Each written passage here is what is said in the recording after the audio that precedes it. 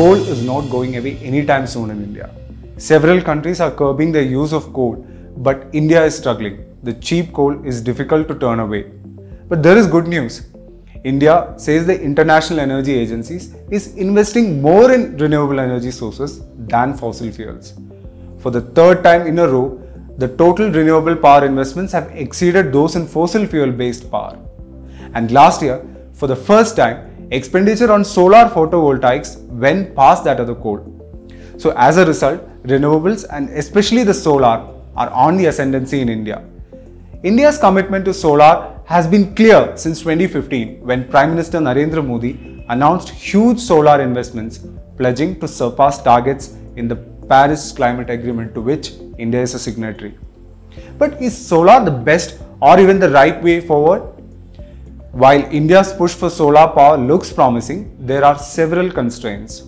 The unreliable nature of solar power makes it at best a complementary source of power and not a primary source. So you have to depend on when it's sunny outside, and then comes the aspect of storage and the rest. So it is one thing to reduce the burden on the grid by installing solar panels on the residence buildings, but domestic electricity consumption only represents 22% of the total. Today, more than 60% of the power plants in India are still coal-based. Moreover, the electricity generated per square kilometer by coal is still far greater than solar. A coal power generating station only requires an acre of land for generating 1 megawatt of electricity, while a solar power plant would require almost 5 acres to generate the same power.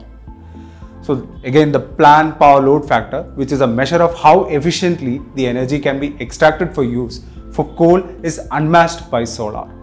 Also, the transmission grids that we have today are not entirely capable of handling solar or any other renewable power, and for that, a massive overhaul would become necessary. The argument that solar power is much cheaper than coal power is also at times misleading. The per unit production cost may be low, but with the transmission cost, subsidies and government duties, the cost of solar power would increase significantly. Not only that, India's industries accounts for 40% of the power consumption. The demand for reliable power in energy-intensive steel and chemical industries and manufacturing units will necessitate the use of coal-based power plants. So the government aims to achieve its renewable energy target of 175 gigawatts by 2022, which is great, but solar energy would be accounting for 100 gigawatts of that, which is a bit of an issue. Solar power should not be the only go-to source of power. A great alternative available is nuclear. Our contributing editor Jaydeep Prabhu has provided a 5-point agenda of how India can push for nuclear power. We'll provide the link for that story in the description below.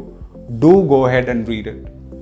Like Mr. Prabhu says, if India is to have the energy necessary for things like high-speed rails, electric cars, and other substitutions of electrical power for fossil fuels, it needs to get on the front foot for nuclear.